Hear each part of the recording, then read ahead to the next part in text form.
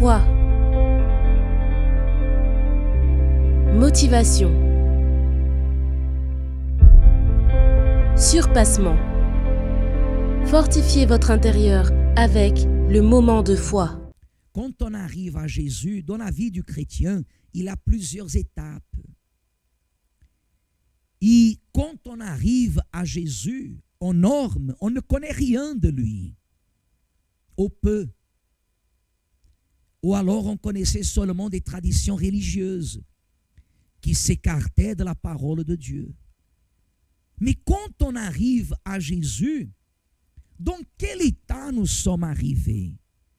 Nous sommes arrivés, et au moment qu'on est arrivé à l'église, par les hommes, quand je dis les hommes, les serviteurs de Dieu, le peuple, on est reçu les bras ouverts.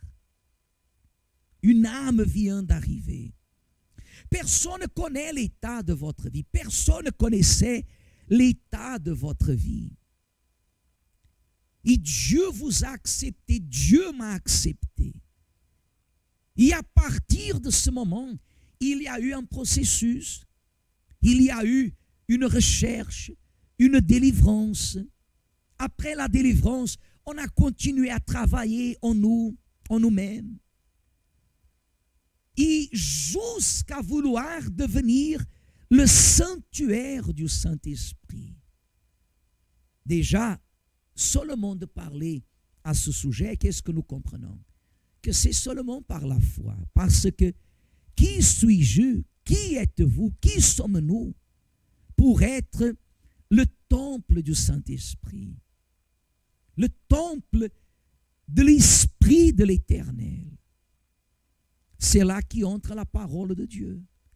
C'est Dieu qui nous a choisis. C'est là que nous arrivons à anéantir le doute. Des fois, la personne vient et dit comme ça: évêque, je ne sais pas si je suis baptisé du Saint-Esprit. Non, vous n'êtes pas baptisé du Saint-Esprit. Pourquoi vous dites ça? Parce que vous questionnez.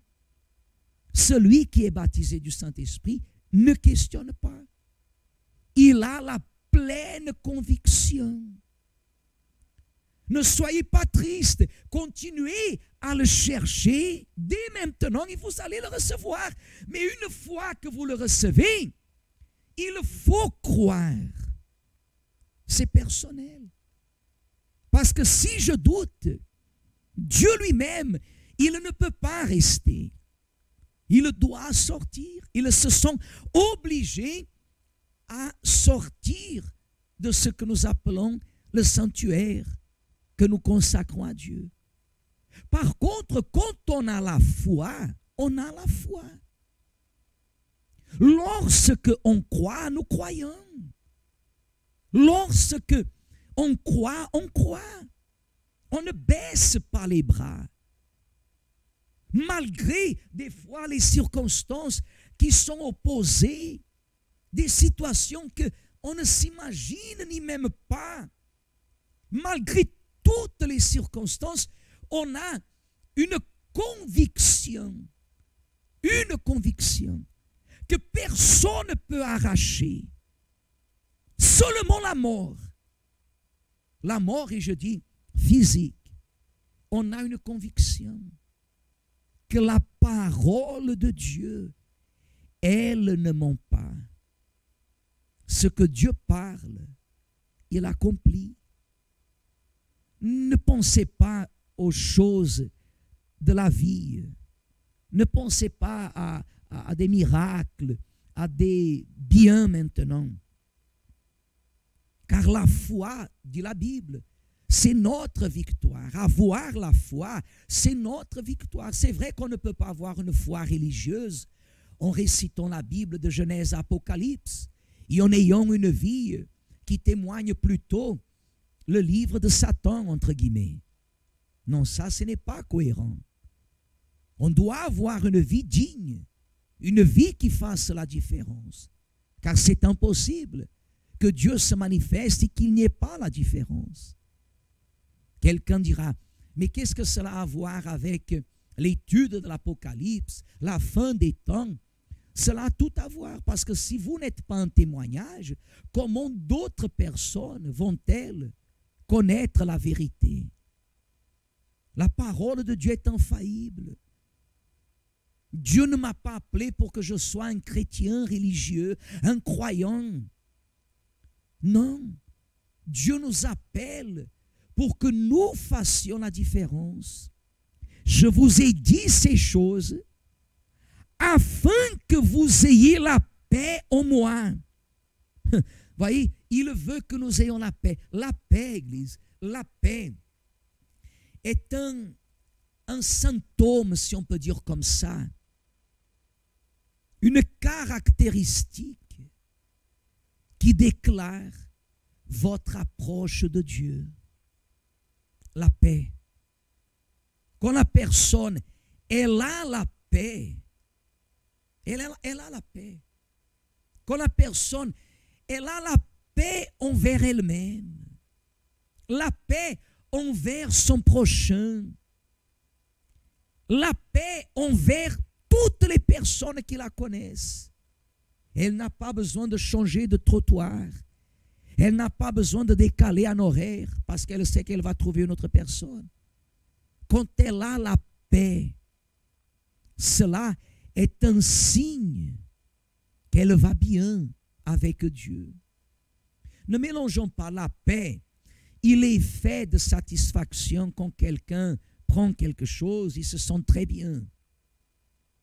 La paix de l'âme, la tranquillité. La personne ne vit pas dans le doute, dans les insécurités. Non, elle sait en qui elle croit.